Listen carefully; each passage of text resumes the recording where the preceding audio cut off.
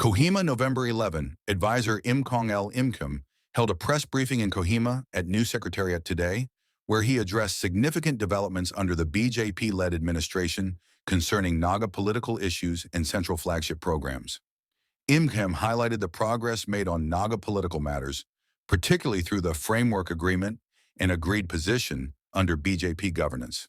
He stressed the importance of a diplomatic, flexible approach to resolving Naga political issues, firmly opposing any return to armed conflict.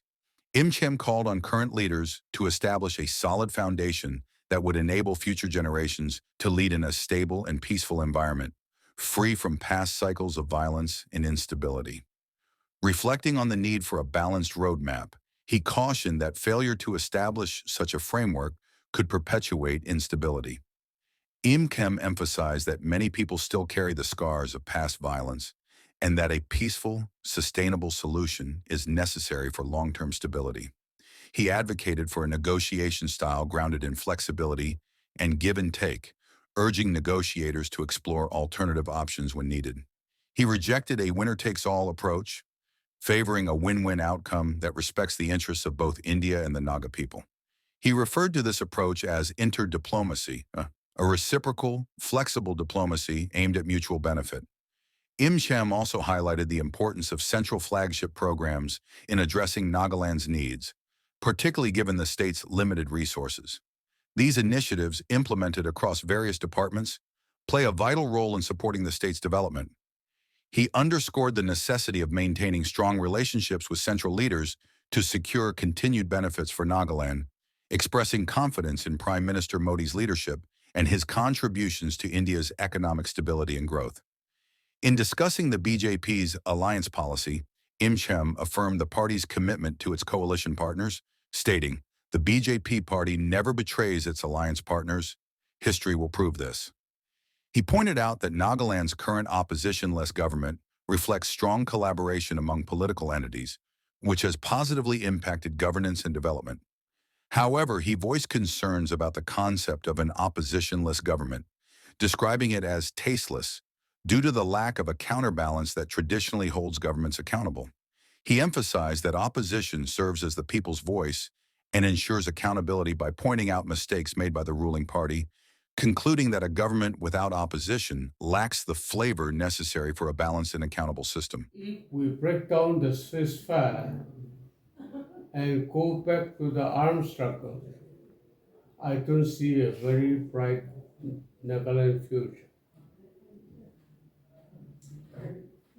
We are, in a way, we are in the older generation, but you people are from the younger generation. The state belongs to you. Tomorrow belongs to you. Here, the leadership today should make good way for your younger leadership tomorrow. Unless we roadmap in a comfortable and stable way, you'll also face the same unstable situation like today. Therefore, I thought that if we look back to the bloodshed and violence society, a lot of people will not have a comfortable sleep.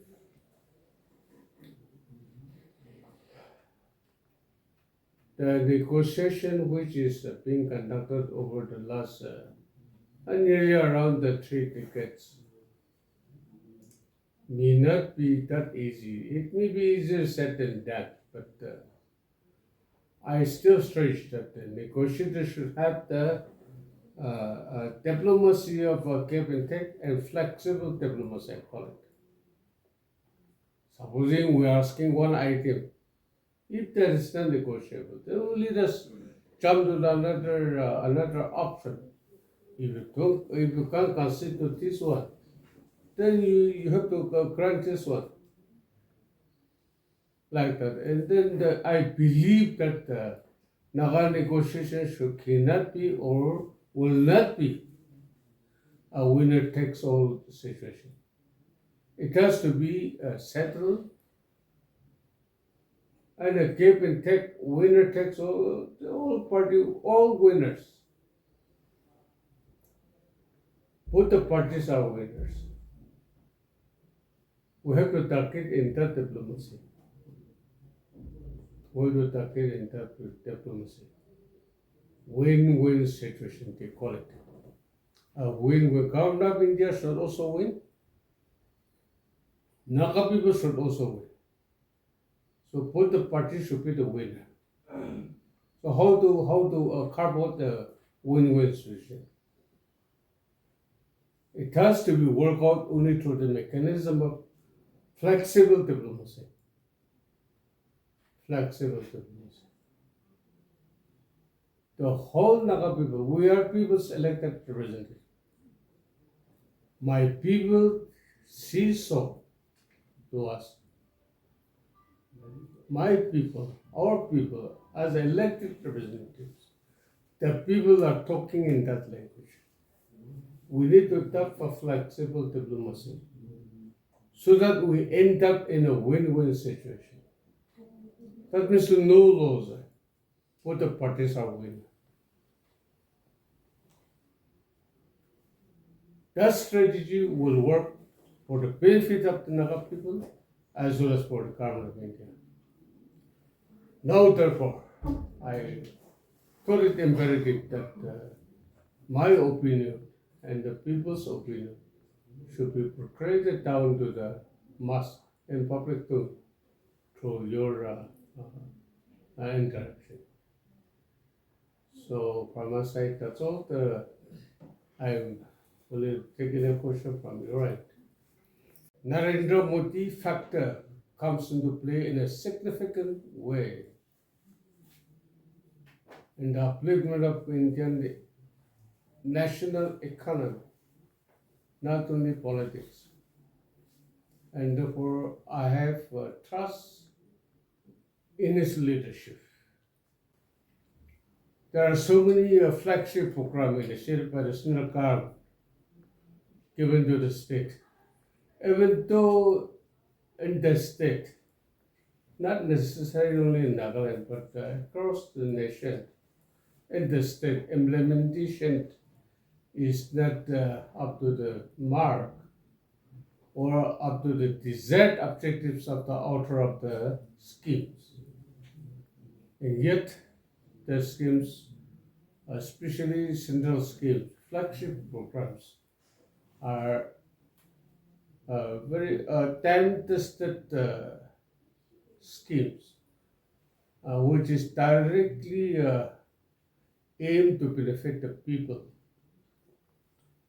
So that is that. And therefore, religion, of course, religion is a very important part in our individual and social life. And yet, politics is also equally important.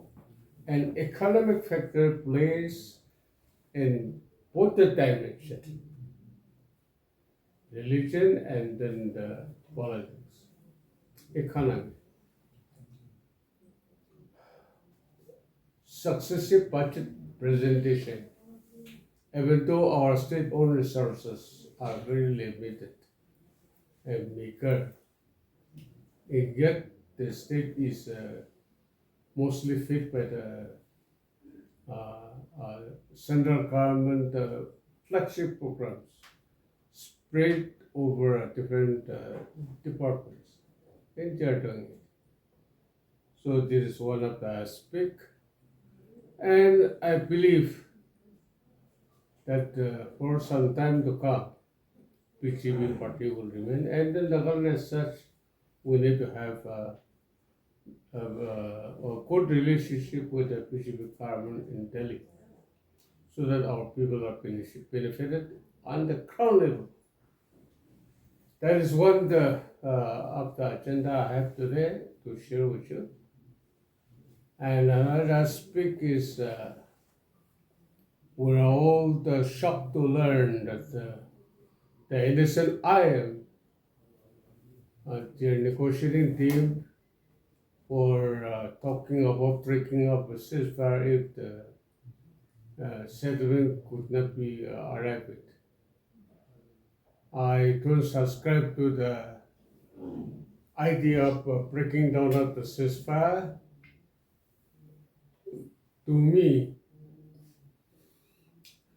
proper negotiation, flexible negotiation, give and take negotiation should be our policy approach on the negotiating table, but not threatening each other. Threatening doesn't work to the expected goal. Position on the oppositionless government? Is it helping the Naga cause in any way? Your position on the oppositionless government? I'm a mere MLA. I'm not in the cabinet. The members of the Honorable Cabinet will be knowing better.